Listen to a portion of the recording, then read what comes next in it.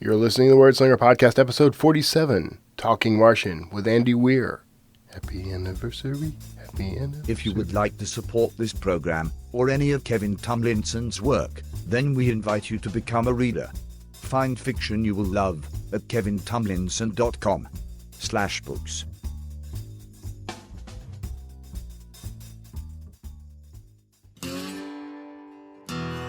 It's the Wordslinger Podcast, where story matters. Build your brand, write your book, redefine who you are.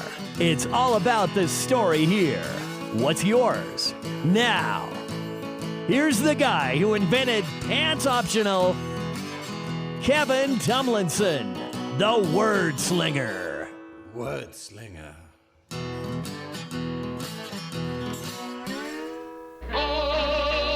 Happy anniversary, happy anniversary, happy anniversary, happy anniversary.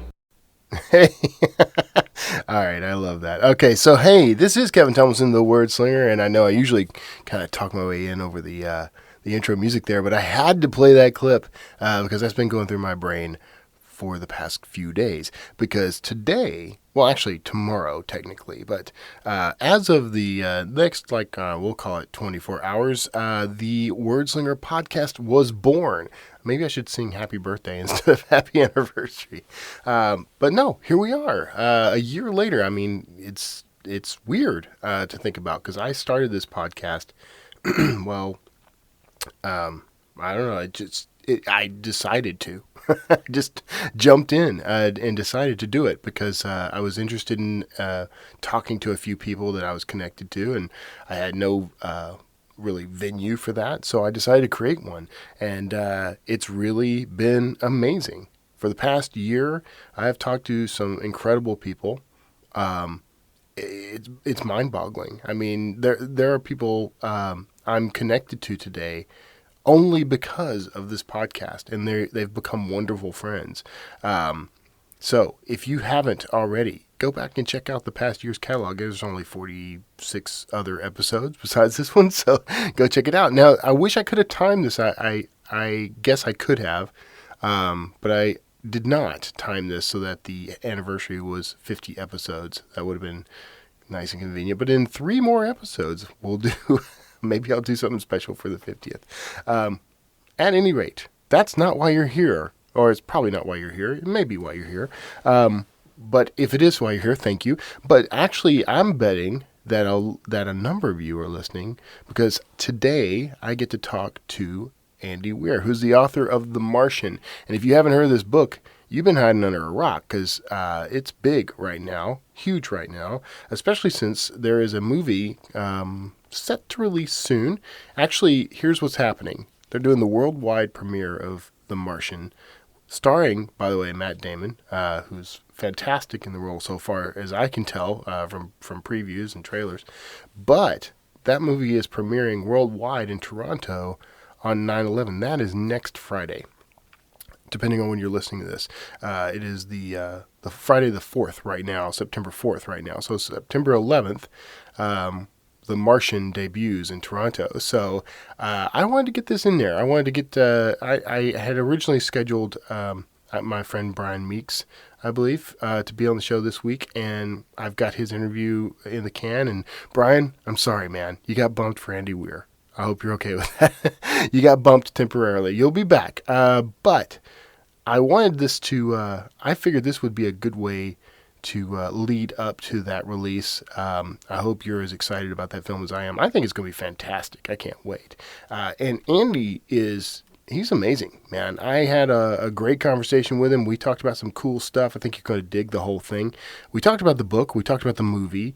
There was some name dropping. It's in there. But there's also just a lot of fun. This guy is very accessible. He's entertaining. He's the kind of guy I want to see succeed as an indie author, frankly. And he's done phenomenally well. If you are an indie author, he's got some tips in here I think that will be handy for you. Well, it's tips. We didn't present it as tips, but I mean, you can get some sage advice from this guy.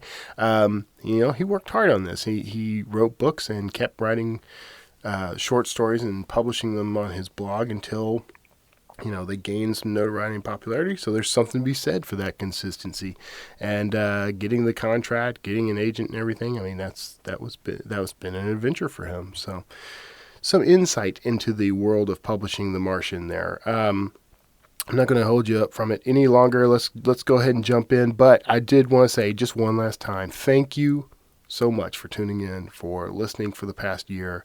Definitely could not have done this without you. This show has just become something amazing to me, and I'll talk more about that after the interview. So for now, let's tune in and talk a little Martian with Andy Weir.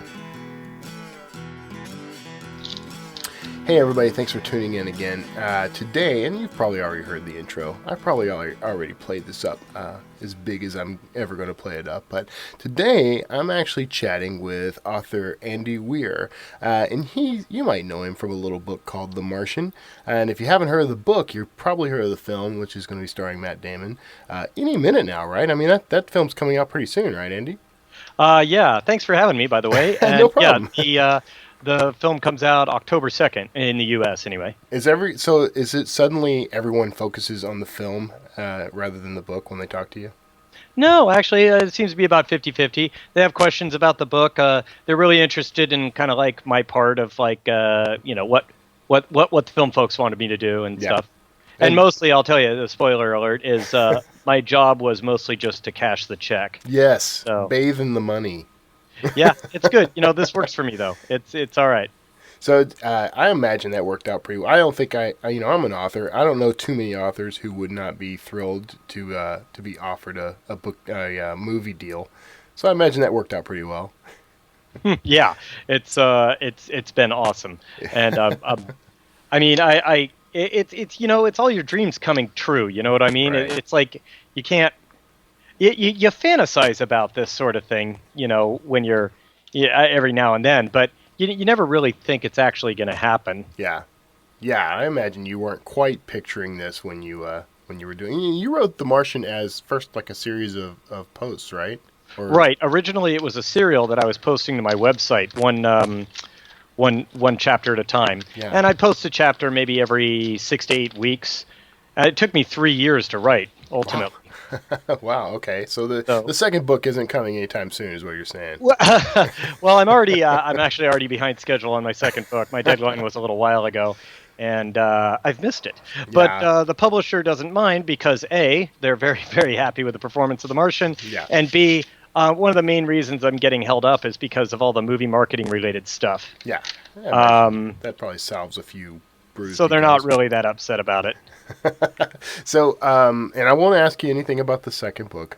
You can tell me off air. No, but, and by the way, I'm supposed to tell you, and if I don't tell you, my wife will strangle me, but she absolutely loved your book. She likes it better than anything I've written, apparently. So, there you go. Kudos. You win the Kara Tomlinson Award for fiction household here. Sorry about that. No problem. I come in second place every year, it seems. So I imagine, did you have the ambition to be a full-time author when you started penning this?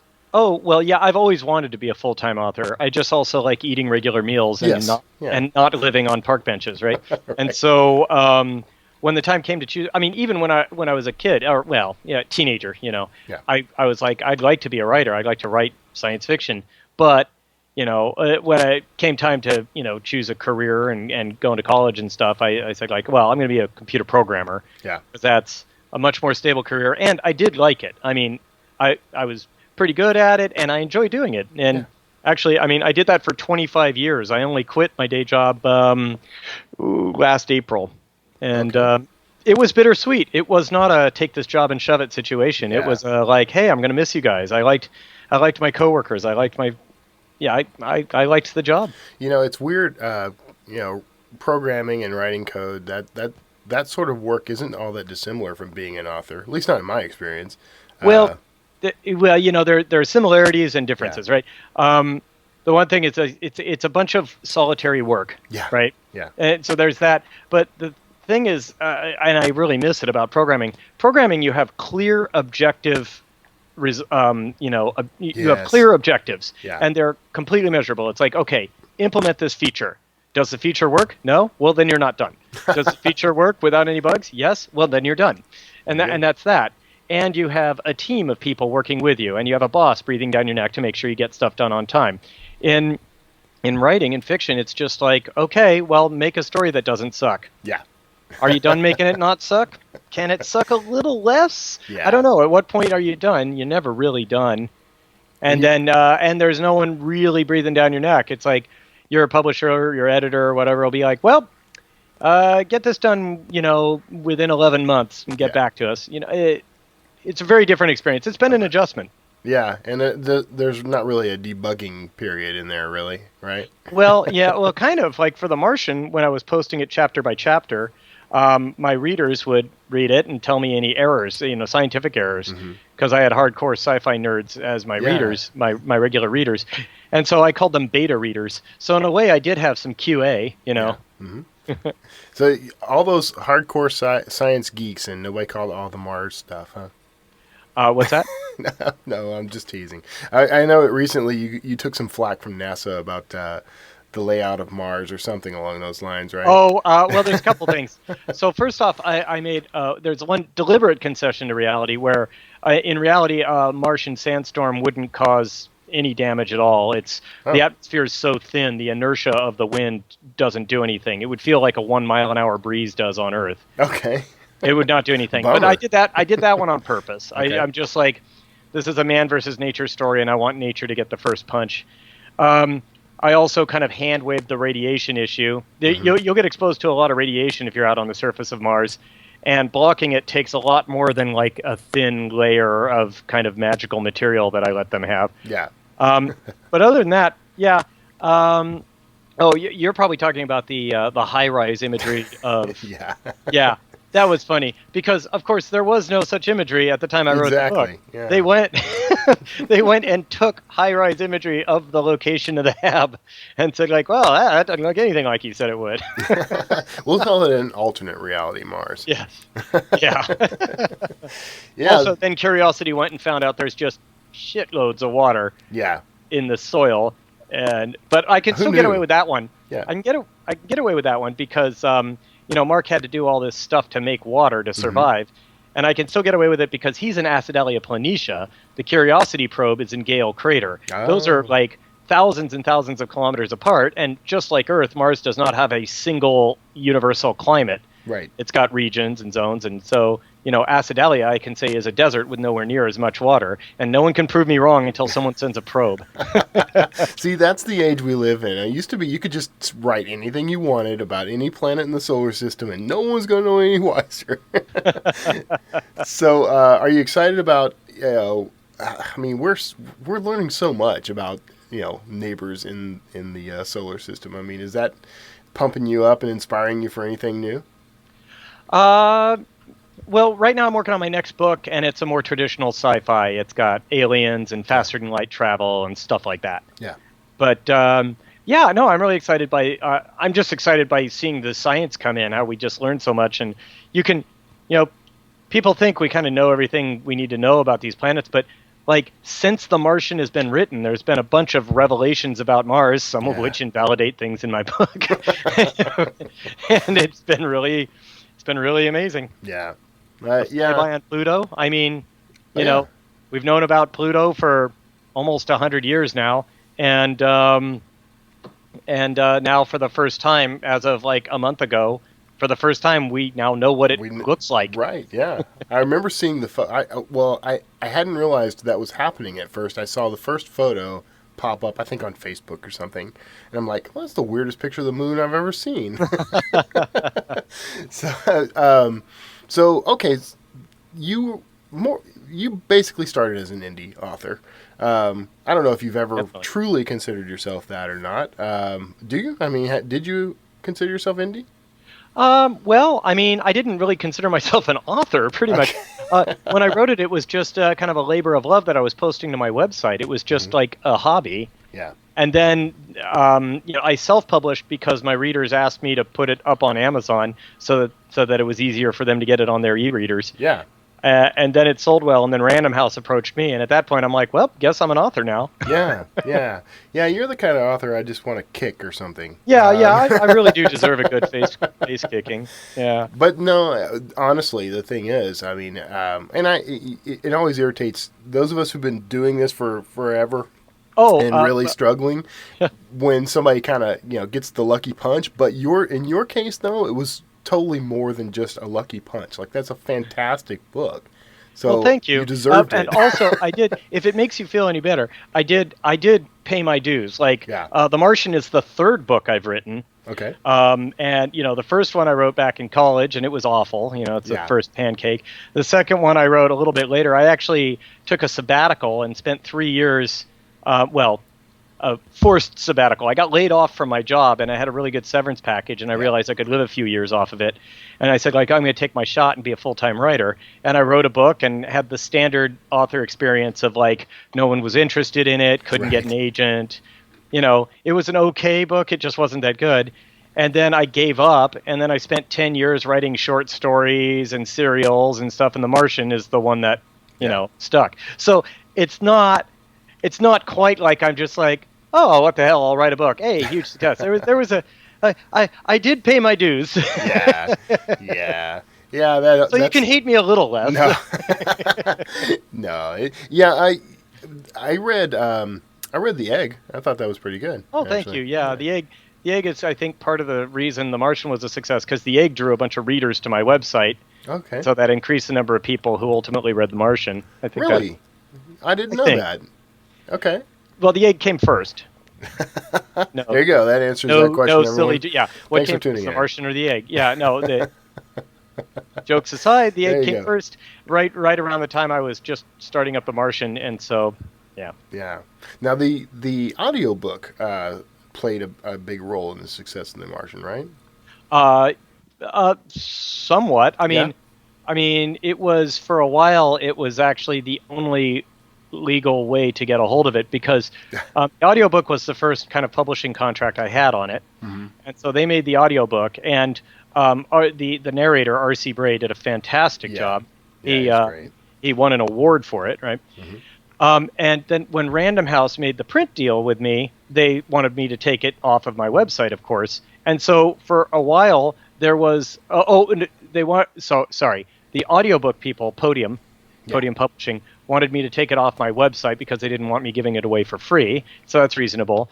But then when Random House got the book rights, they wanted me to take down the e-reader version that I'd posted. Okay. And so then for about 5 or 6 months, there was no legal way to get The Martian other than the audiobook. Wow.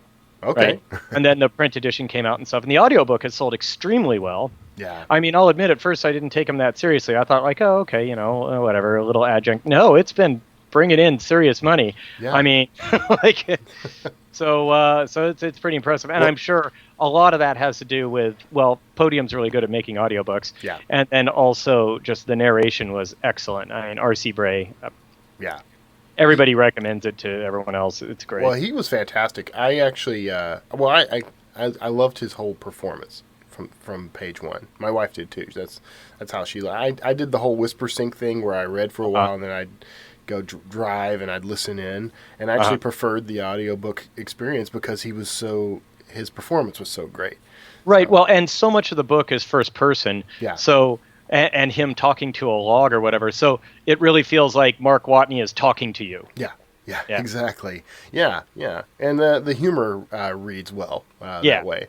So, and I appreciate the humor, by the way. Now, I'm going to... so humble brag, okay? Humble brag. Hashtag humble brag. But a lot of my readers compare my work to yours. And I'm saying that officially on the show so that... Then I'm the one who's honored. No. Okay, I'm going to take that. Because, our writing style is very similar, and my sense of humor is very similar. So smartassery abounds. Exactly. I made a career of it. So when I was reading it, that's the way... I think that may be why my wife loved it so much. It felt comfortable to me, like it's very readable. So, great job. Well, thank you.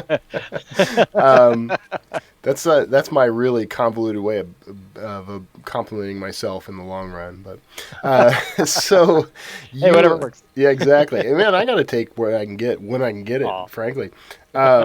So what's the experience been like? The transition from you had complete control over what you wrote and how it was published and where it went to now you're working with Random House and Podium and others. I mean, what's that transition been like? Well, Podium was trivial because they didn't want any editing or changes or anything. They're just like, give us a manuscript and we'll read it word for word. Okay. Perfect. So that was that's how they do it. They're not editors. They're a production company. Yeah.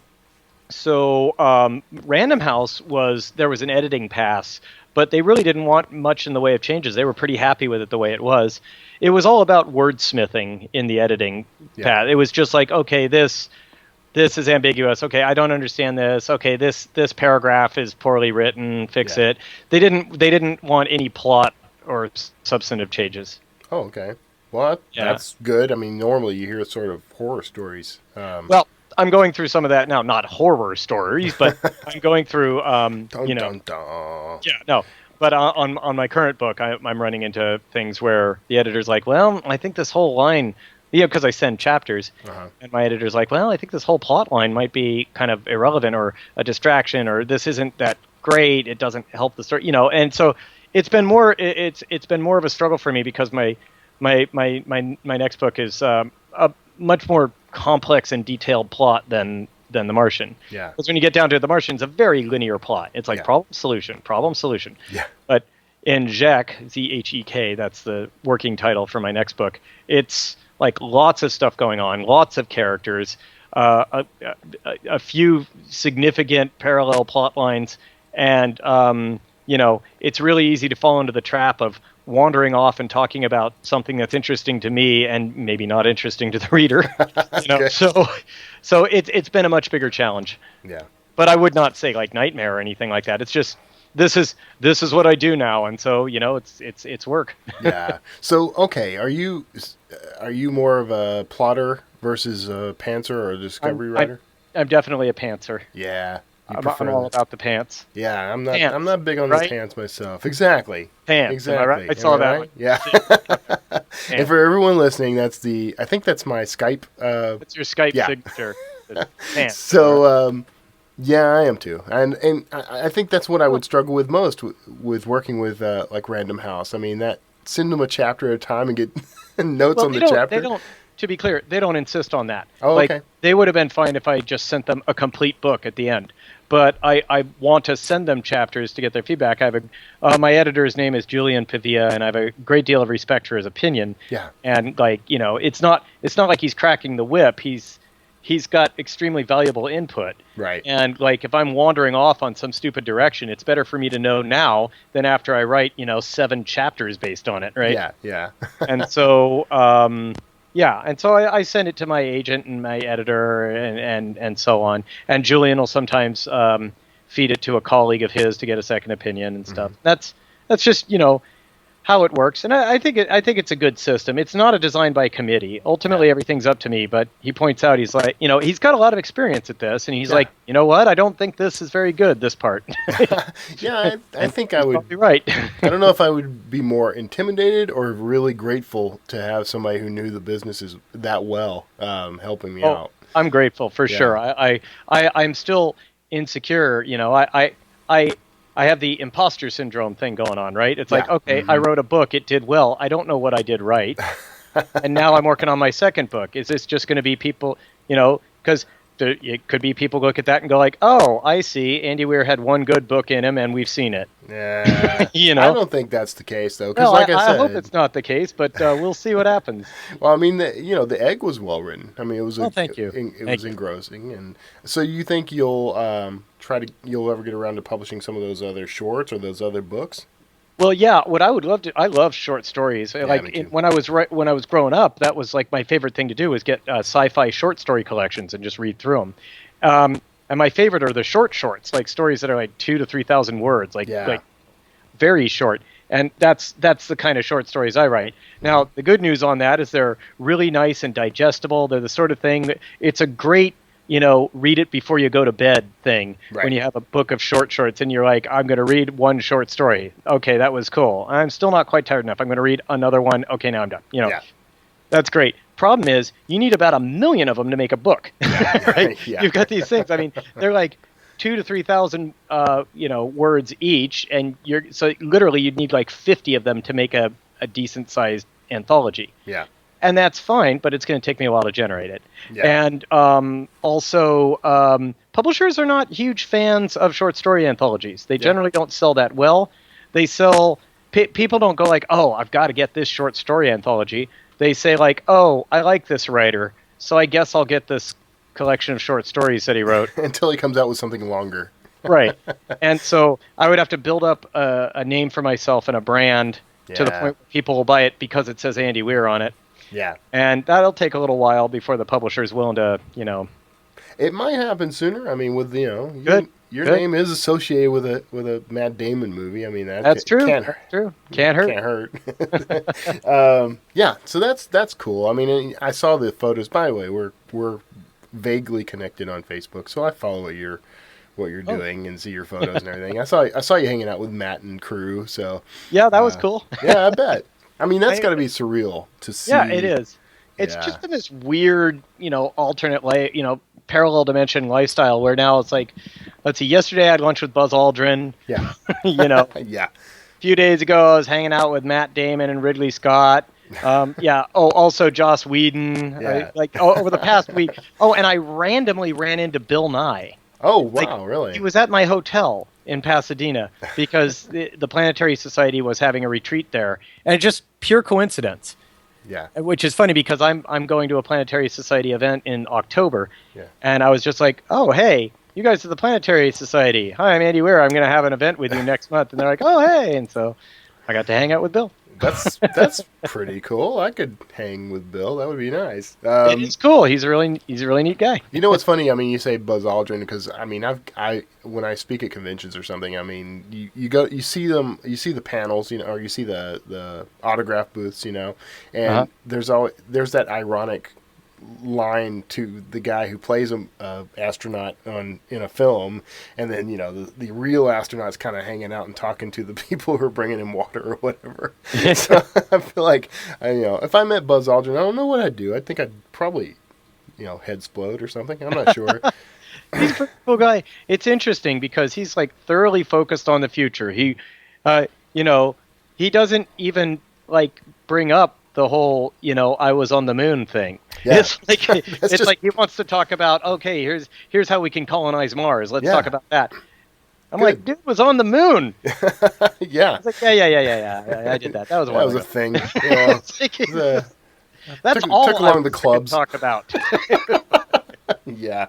So yeah. Well, okay. So what are you predicting for the future, like Mars colonization? You think it's going to happen like within our lifetime? Colonization? No way. No, absolutely not. You don't think we'll put? All right. No. A manned mission. A manned mission. Yeah, manned mission. I can absolutely see. I think it's very likely to happen in our lifetime. Well, my lifetime. You've got that bus accident tomorrow. Yeah, exactly. But mine.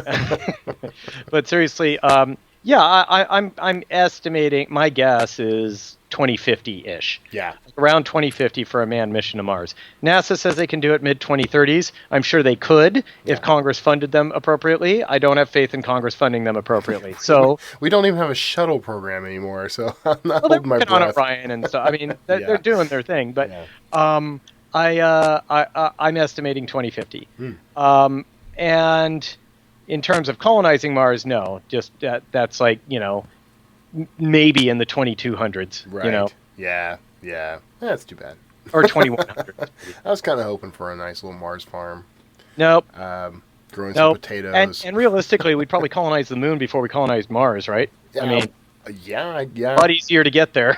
And you got the whole helium-3 isotope thing going for it. Yeah, so. I don't really buy into that. No? Nope. I don't think you're going to have an economic incentive for living on the moon due to resources, because let's say it does turn out helium-3 is important. Let's say there is some usable resource on the moon that's actually cheaper to get from the moon than it is to just dig out of the earth. Yeah. Somehow, let's say that's the case, then we'd send robots to get it. True. Yeah, that's a good point. Right. So you need why would people It always comes back to robots, man. Yep. And, we're pretty good at robots now, especially on the moon where there's only a 1.5 or 1.8 second latency. Right.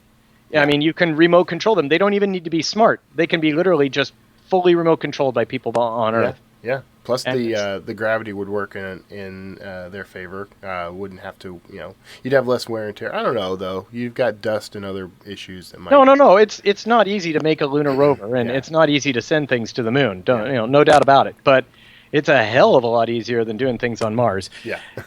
And so the reason to colonize, in my opinion, is I feel that it's important to have human beings, a stable, self-sufficient population, somewhere other than Earth. Yeah. Because once you've done that, our odds of extinction drop to almost zero. Yeah. As 25 years as a software engineer, I've learned the importance of backing things up.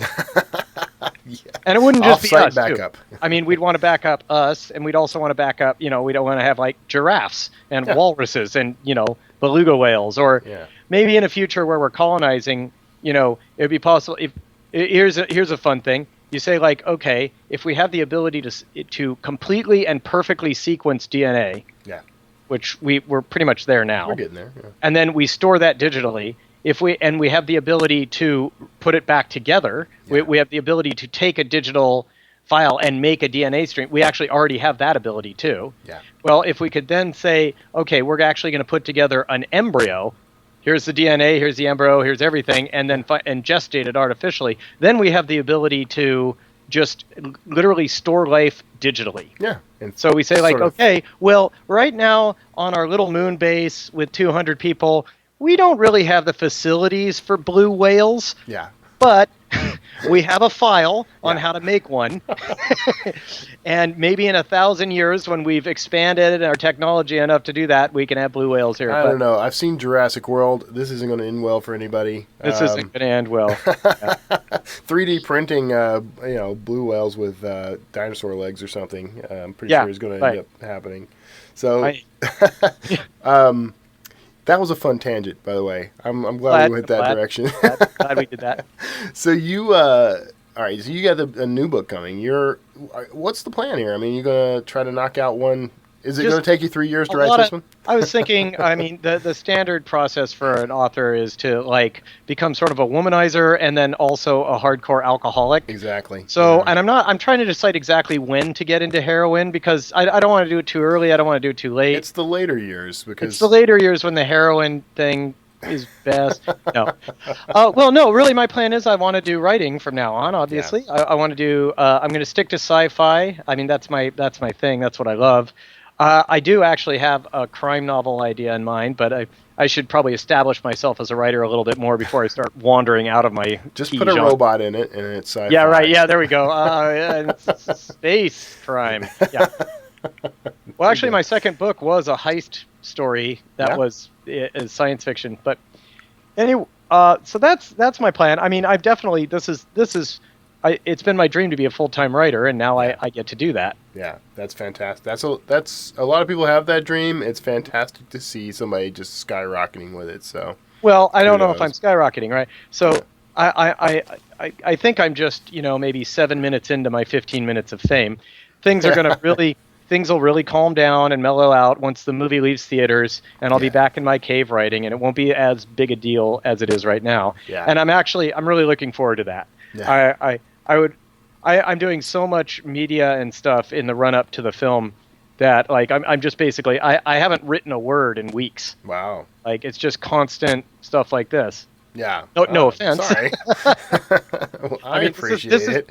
This is my job. This is part of my job is publicizing my stuff. Yeah. Right? Yeah. That's part of the gig. Yeah. Yeah. And if it helps any, I'm going to transcribe the whole thing, so it's like you wrote all of this. Oh well, that's super. So, I completely. Well, if you're going to transcribe it, I should talk really, really fast. So there's all sorts of crap that you have to do. There you go. We'll get the whole book in. Yeah. 4.7 years ago, our fathers brought forth on this continent a new nation dedicated. Anyway. Well, I was going to let you run with that. I wanted to see how far we got before there was a stumble. I can get most of the way through it because when people often say they want me to do sound checks so. I never really knew what to say for sound checks, so I just started saying the Gettysburg Address. Yeah. So how has the whole media thing gone? I mean, are they taking you like junkets and stuff? I mean, oh yeah, really? Oh yeah. Just I just spent the last 2 weeks traveling around. The main event for me was, well, two things. One, I went down to L.A. to go to Fox Studios and watch a cut of the film. That was really cool. I got to watch the movie. Yeah. It's good. I recommend it. Good. And in my highly unbiased opinion, I think it's a good film. And also, I went to JPL in Pasadena, and they showed a chunk of the movie, and they did a big interview with me and Ridley Scott and Matt Damon and a couple other folks. A NASA astronaut named Drew Feustel and Jim Green, who is the NASA director of planetary sciences.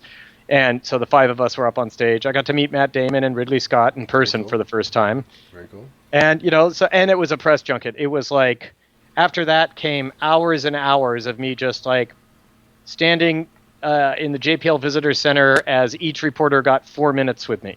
That was the rule. They each got 4 minutes. Very nice. Yeah. And it was just dozens and dozens of them. So how did Matt Damon smell? How did Matt Damon smell? I didn't get a really good whiff of Matt. Yeah. I assume he smelled fine. I was thinking Old Spice. I figured he might be an Old Spice guy. Look at me. Now look at your man. Exactly. I'm Matt Damon. Exactly. Are you Matt Damon? No. Then I win. Matt Damon pretty much is just going to win. Just walk in, you're Matt Damon, you win. How you like Count up the number apples? of Matt Damons in this room. Victory is ours. Victory is ours, yeah. So, you know what's fun about this interview, by the way, is I keep derailing my own brain so that I don't remember the question I had queued up. Yeah. I'm going to come back to it. I'm going to figure out what it was I was trying to ask you earlier. You got the whole press thing going. And once that, I don't know, have you seen, I'm going to skip a beat. Have you seen other adaptations? There was the Ender's Game movie, and there was, I don't know, back in the day, there was Battlefield Earth, and that was the movie we did not mention. But I mean, is there any fear at all that, that they ruin it?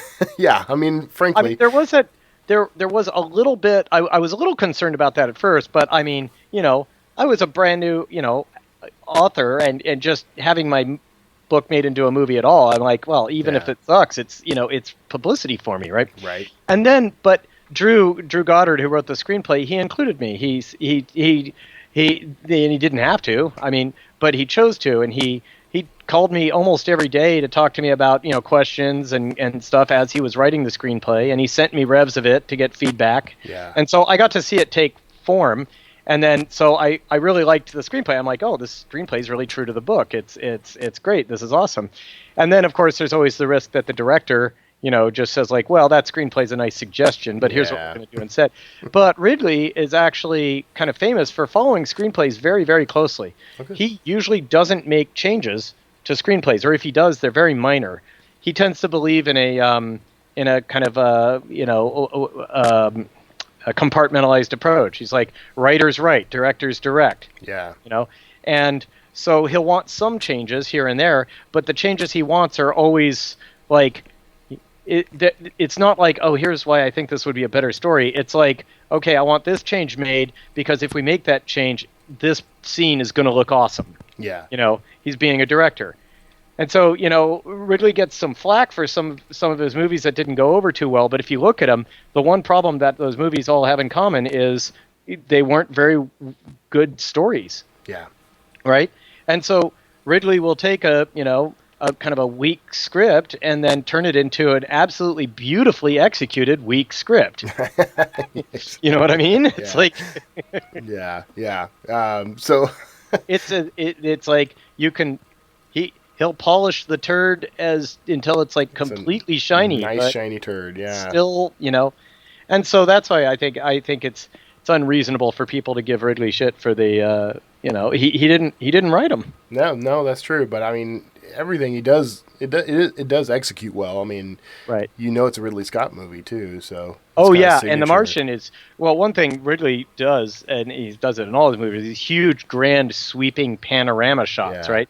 He loves it. He loves showing you a sense of scale of like, this is a gigantic area and the people are tiny he loves having that just size and magnitude. Yeah. And that works out really, really well in The Martian, because it's like, dude's alone on Mars. It's like, now we're going to spend a couple of seconds just showing you some freaking Mars. It's just beautiful. It's just awesome. You know, the thing, okay, and I've never been able to adequately express this idea, but that notion, I think this is why the book resonated so well with me. That notion of standing on the surface of Mars and, you know, Earth, it's not like being lost in the desert, you know, or whatever here on Earth. I mean, you may be far from civilization, but you might have a slim hope of seeing another human being. But, you know, that idea, I've woken up in the middle of the night with that with that thought. So I think that's why. And also, I'm a big fan. And I don't know, did you ever see the XKCD comic talking about your book? About the film? Yeah, okay. I did. In fact, I have talked to Randall Monroe a few times in the past over email, and I asked him to like print that one out and sign it. I love that. And it's one of my all-time favorites now because and for those listening, I mean, I'll link to it in the show notes, but the general concept is it compares The Martian to that scene in Apollo 13 where they try to fix everything with just what they have in the rocket. And that's the whole story. I wanted to make a whole story of that. Yeah. So, and frankly, I love that because that's pretty much how I felt about it, because that was one of my favorite scenes in Apollo 13, and it was definitely the thing that resonated most with me because I'm a tinkerer. I mean, I'd like to think I'd last a whole 45 minutes on Mars, but that whole science the shit out of it, and all that's a great line, by the way. I mean, that's going to go down. That one's going to stick around for a while. Well, it's funny, that one's not mine. It's not. I didn't way. think so, but it did resonate very well. Yeah, that's from the script. Drew Goddard wrote that line. Yeah. But In Your Face, Neil Armstrong, that mine. one is yours. Yeah. Okay. Which is funny because that kind of came up at lunch yesterday with Buzz Aldrin. Yeah. And I'm like, how do you feel about that line? He may have said that line actually at some point. He was cool with it. Well, the context is key, and the context that he's just joking around. All right, so you're meeting some interesting folks. Who are you fanboying the most over? Fanboying the most over? Well, probably got to be Buzz. I mean, I think that's I met a lot of really interesting folks, but Buzz is meeting Buzz Aldrin. That's pretty damn cool. Yeah, that's cool. Yeah. Also, Joss Whedon and. Okay, yeah, I gotta admit, I think I would fanboy most over Joss Whedon. Well, that was funny because, I just had lunch today with a friend of mine. All of her coworkers wanted to meet me, so we all had lunch together. Mm-hmm. And I just I've been posting to my Facebook all these things. It's like, oh, here's a picture of me and Matt Damon. Here's a picture of me and Joss Whedon. Here's a picture of me and Ridley Scott. Here's just lots and lots of pictures of me and famous people. And they're all like, you met Joss Whedon. Yeah. It's like, completely disinterested in I met Matt Damon. They're like, no, whatever. Yeah, but Joss Whedon. Yeah, well, I think that's and it was cool because I got to hang out with him. We just hung out in a bar. Me, Joss, and Drew Goddard. Really? Just hung out in a bar for an hour chatting. Okay. He told me his. It's awesome. Joss was like, let me tell you what my opinion on the 5 best Batman movies. Right, and only one of them is actually a Batman movie. Okay. So he's like, Last of the Mohicans. That's Batman. His parents die. He goes, it's like very cool. Yeah, I hadn't thought about that. That's one of the best Batman movies ever. Is Last of the Mohicans. And it's funny. Okay, it's really interesting to listen to him talk. I can't even keep up. The guy's so knowledgeable on movies. I'm just like. Hanging on, just kind of going along for the ride. Now you said that was Joss or that was that's Drew? Joss. Okay, so Drew is also out of my league when it comes to just knowledge of movies and stuff. I mean, he's also a director. I mean, he directed Cabin in the Woods. Yes, yeah. Which is also fantastic, by the way. Yeah, it is great. I don't know what I would do sitting with those two guys. I think I'd be that stupid, silent. Yeah, I did a lot of that, stupid silent. But I don't stay silent for very long. Yeah. One thing I've learned is that, I have this, I'm a few, like I said, I'm 7 minutes into my 15 minutes of fame. So I do a lot of public events, and I get a lot of people who are fanboys of me, and that's cool, and it's a nice ego stroke. But it does kind of get old to have somebody come up and tell you how awesome you are for a long period. And I'm not joking. It makes you uncomfortable. It's nice to be It's nice to be complimented. Yeah. But when they're just gushing, it's like, So I made a conscious effort not to do that. Yeah. With Joss, and so I wanted to say, let me list off all 13 Firefly episodes in order of what I think are the best, and but I didn't. I just at the end when I was like going away, I just said like, look, I didn't want to gush your fanboy, but I am a huge fan of what you do. So yeah. And so I just kind of left it at that. Yeah, it's amazing how Firefly becomes the thing that everyone gravitates toward. I didn't even bring it up. Really? Because I'm sure he's sick of hearing about it, right? So I didn't even bring it up. Yeah, I don't think I could. I don't have that kind of self-control. I should have gut punched him for killing Wash, right? Oh, no kidding! Oh, yeah, holy crap! I should have done like, oh, hey, Joss Whedon, pooh. Okay, Wash. so all through The Martian, I'm like, I'm gonna hunt this man down. Kill him. If Mark Lunny dies at the end of this book. A leaf on the wind. Yeah. Oh God. Okay. Oh, the tears. They're already starting. So, any changes between the book and the film that are notable? No, actually, not really. So there's a bunch of stuff that gets omitted, or greatly simplified, because otherwise it'd be a 10-hour movie, right? Right. But the stuff they took out or simplified are the things that I, if they left it up to me, I would have done the same. Yeah.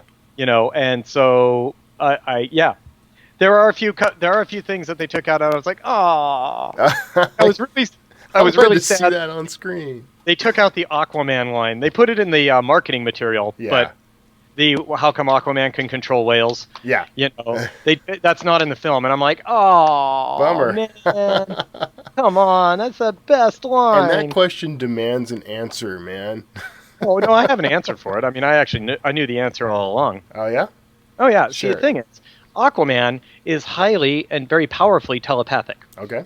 That's a superpower that he has. It's not limited to oceanic life. He can actually use it to. I mean, he has strong mental defenses against people trying to mind control him. He is a telepathic individual. He can even at times like telepathically communicate with people and stuff like that. So the reason he's so good at communicating with creatures in the sea is because that's what he has the experience with. Okay. That's what he's surrounded by. So he can telepathically communicate with them because that's what he's used to. So that's why he can control whales, because he's encountered them a lot. I accept your terms, Andy Weir. Okay. The answer. How am I going to argue with any of that? I know. I'm not going to argue with any of that. That's brilliant. I'm just going to I will hear nothing bad about Aquaman. Yeah, he's getting his own movie. Yeah, I'm looking forward to that, because jokes aside, I like Aquaman. I'm like the one guy. Yeah, you're him. I'm the guy who likes Aquaman.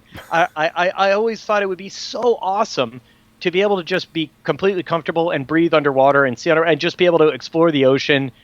And I always thought that'd be so cool to have that power. Yeah. To do that, And he can swim like 300 miles an hour, so he can go wherever he wants. And I just always thought that'd be awesome. And so if I had Aquaman's powers, I'd have a freaking mansion right off the coast of something. You know what I mean? Right. I'd be like, I'm going to live right here, just past the 3-mile limit on international waters. I got a 20-room mansion. I swim around in and do whatever I want. Built entirely by whales. Right off like New York City or whatever. Built entirely by whales. That's right. Because I got the mind control too. All right, whales, start moving rocks. Bring it. I'd have a little opening and closing treasure chest. A little.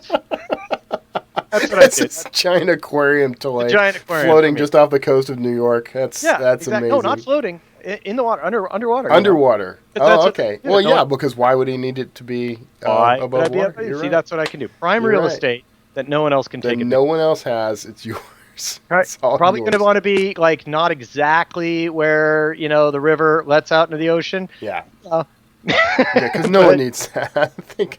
Yeah. The real question isn't why can Aquaman talk to whales? It's why isn't he pissed off about the Hudson River? Actually, he is in some versions. He's mad about ocean pollution. It's a whole environmental thing. Yeah. All right. All right. You know, I love that we go on the tangents, man. That's cool. Okay. All right. I think though, at this point, I've kind of sucked up as much Andy Weir time as the law will allow me. So, well, the 2 to 3 p.m. slot is yours. So yeah. All right. Yeah. I wouldn't mind 5 or 10 minutes to go to the bathroom and get a Coke or something between you and my next interview. But okay. 2 to 3 is yours. How many do you back up? I mean, how many do you stack at one time? Well, let's see. Today, well, I just had that cancellation while I was. Oh yeah, that's you. Today I had 1, 2, 3, 4, 5, 6, 7. They all schmoes like me. You're just talking. They all schmoes like you. All right, you're very generous. Yes, but one of those 7 got canceled. Okay, all right. That's a lot of interviews at one time, especially if they're going like. Well, I try to schedule them all for Mondays and Tuesdays in the vein, and turns out to be inaccurate. Hope that I can have Wednesday, Thursday, and Friday to write. Yeah. You know, so I get all my public stuff taken care of Monday, Tuesday, and then spend the rest of the week working. But it doesn't work out that way. Yeah. In the run up to the movie, it's like people are like, no, we can only do this on a Thursday. Oh no, and it's just I end up with stuff every day. Okay, the writing. How do you do it? What do you use? Well, I use Microsoft Word. Okay. Originally, I used OpenOffice. Okay. Which I liked OpenOffice just fine, but the industry so overwhelmingly uses Word that you're going to end up using it. And I've got no complaints about Word. I really don't. I think it's a good product, and I think they did a good job. And I did like OpenOffice, but their collaborative editing features are crap. Yeah. And you really, really need that. And Word's collaborative editing features are awesome. And you really, really need that if you're going to do the professional writing with with an editor. Yeah. I use Microsoft Word. I tend to be a night writer. I tend to I found that I'm most productive in the evenings for whatever reason. So right when I first started going full time, I was like, all right, I'm going to do 9 to 5. I'm going to spend writing. But in practice, I end up being just way more productive after lunch, at the very least. That's past lunch, you know. We are very opposite in that. So you're a morning writer. Oh yeah, I can. In fact, around 2:00, I'm one of the most useless human beings on the planet. So no, see, that's when I start to get into it. And what I would do, I try to set myself a word limit. Although for the past 2 or 3 weeks, that's just been stupid. It's just I just no hope. I have not written a word in over 2 weeks just because constant marketing stuff. And well, I just got back from a long junket and stuff. Yeah. So you think that's going to return to normal pretty quick?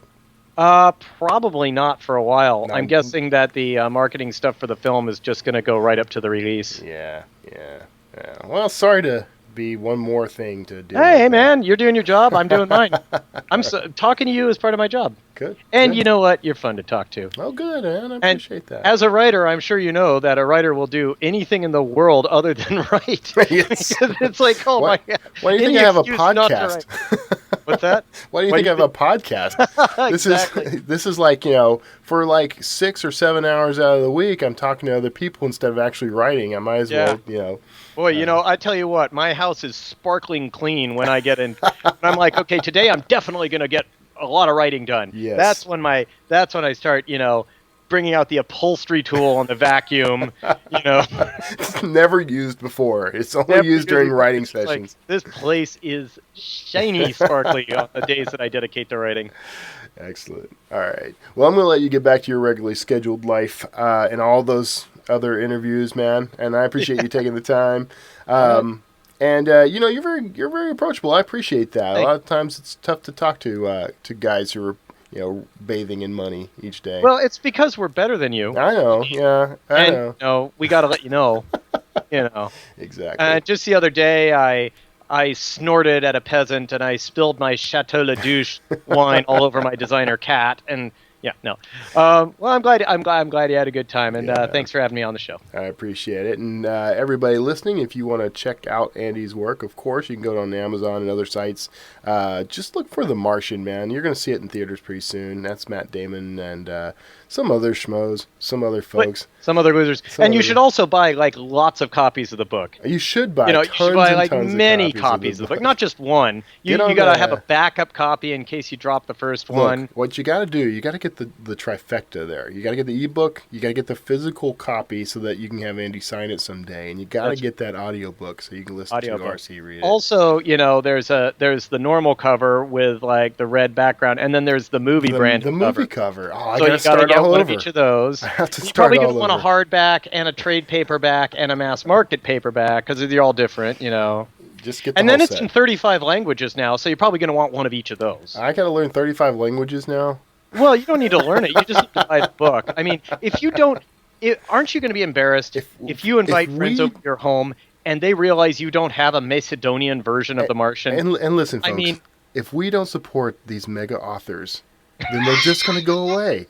Don't you realize I can't even buy a private island yet. And I know. Just really upset about that. He's bathing in money, but his tub is only half full, everybody. I know. I should probably switch from hundreds to 50s. Yeah. Go down. Then, when you start getting to the dollar bills, though, it's out of hand. Then it's desperate, yeah. All right, Andy. Thanks a lot, man. And everybody else, stick around for the wrap-up, and you can check out links to everything we just talked about in the show notes. Talk to you next week. Thanks for having me. I think I actually cut Andy off there right at the very end. Sorry about that. And I checked the audio and it's not there. So too bad. We didn't get to hear Andy Weir's last syllable. So I hope you enjoyed that interview. Man, I enjoyed that interview. That was probably one of the most fun interviews I've done. And, being able to go off on tangents about Aquaman and Firefly and that sort of thing. Pretty cool, I have to admit. So you can see Andy's a really just genuine and accessible guy. So that's perfect because that's what someone should be. I mean, if you're going to be an author, you have to interact with the public. The public can be your readers, right? But it can also just be anyone exposed to your work.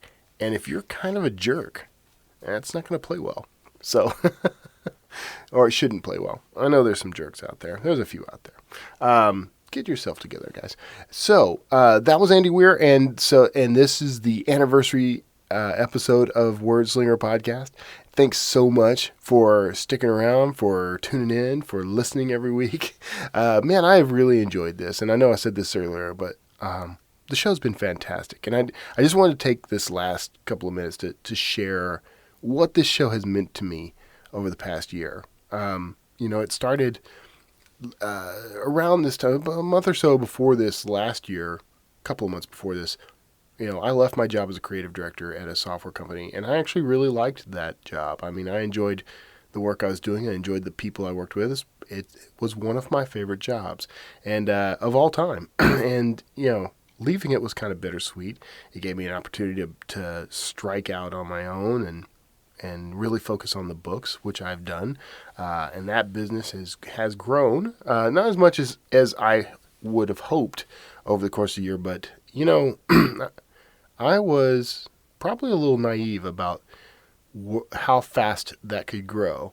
And I think it's kind of good that I was, because I needed to have the tires deflated a bit, in order to really appreciate what it takes to succeed and sometimes even just to survive in this business. And I'm sorry I keep clearing my throat. It's getting out of hand. If you are an author and you're struggling to make it in this business, my word of advice, my comfort to you, is it can happen. Look at guys like Andy Weir. Look at Hugh Howey. And E.L. James even, and Amanda Hawking. There are a ton of people who have managed to succeed in this business, and they're not overnight successes in most cases. They're people who work hard at this, and I think that's the key.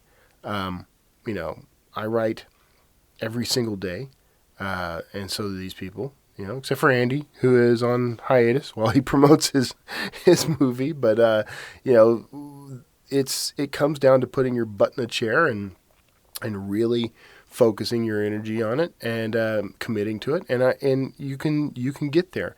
There are no guarantees, of course. I wish there was. I wish there was a button I could push. I honestly do. I wish I could take out a certain Facebook ad or buy a certain service or whatever and just rock and roll with it. But that ain't going to happen. And if it does happen, I won't be the only one doing it, and I'll still be a voice in the crowd. So, but here's the thing. For me, I've had to come to grips with what success really means to me. And, as the books sell more and I become more prolific, I mean, I've got a greater library than I had a year ago. And as sales go up, which is great, what I'm really discovering is the measure of success for me is how are people reacting to these books? And that's been an eye-opener because people are loving it. They're loving what I write, and they're responding to what I write. And I had no idea how great that would make me feel. So as bank account dollars slowly climb, I still feel really good about the work I'm doing and the people I'm meeting. Now, okay, that's the books, but the show opened up just huge doors for me all across the board. It gave me an opportunity to talk to some people I really genuinely like and care about. I've met mentors through this podcast. I've met, partners, people that I collaborate with now on a regular basis. It's genuinely helped my career, helped my mindset, helped my attitude. I get approached now for people I get approached by people who want to be guests. I get approached by people representing people who would like to be guests. I get asked to be a guest from time to time on other shows and other programs. And this is a world that was just faintly out of reach for me a year ago, just over a year ago. So the podcast has really opened that door. It's really connected me, not just with the people I talk to, but also with you. I mean, I get, reader and listener email, and I've gotten no voicemails, but maybe I don't pitch it enough. And speaking of which, you can call me, 281-809-WORD. That's 281-809-9673. And I'd love to hear from you. If you've got questions for Andy Weir, I could pass them along. I don't know how quickly we'd get an answer, but just never know. But this show has changed my perspective on my career, changed my perspective on life, really. I've learned so much and grown so much in this past year. It's unbelievable. And I hope you have too. I mean, I hope that the people I'm talking to are inspiring you, or, entertaining you. I mean, I hope it's entertaining you. And I hope that it's become a part of your weekly life. It's something you can rely on. I try to make it something you can rely on. I know I screw up every now and then, There's glitches every now and then, technical or otherwise. I clear my throat a lot. I'm sometimes bite my tongue while I'm speaking, and then I get all no. But I work really hard to make this show valuable to me, but also to you. So I hope you're digging it. Thanks so much for tuning in for the past year. Feel free, if you are new to the show, feel free to go check out past episodes. You can do that at iTunes and on Stitcher. And while you're there, rate and review the show. I really need them. I need as many as I can get. I don't get reviews that often. It's really bizarre. Maybe it's because I'm not asking for them enough. So go rate and review the show on iTunes and Stitcher. It helps me be discovered. It helps me build an audience. And it helps me kind of help out the guests because, the more people listening to them, the better. So, and it helps me reach and help more people. So thanks again, guys, for tuning in. Thanks for listening. Happy anniversary to us all. And I will see you all next week.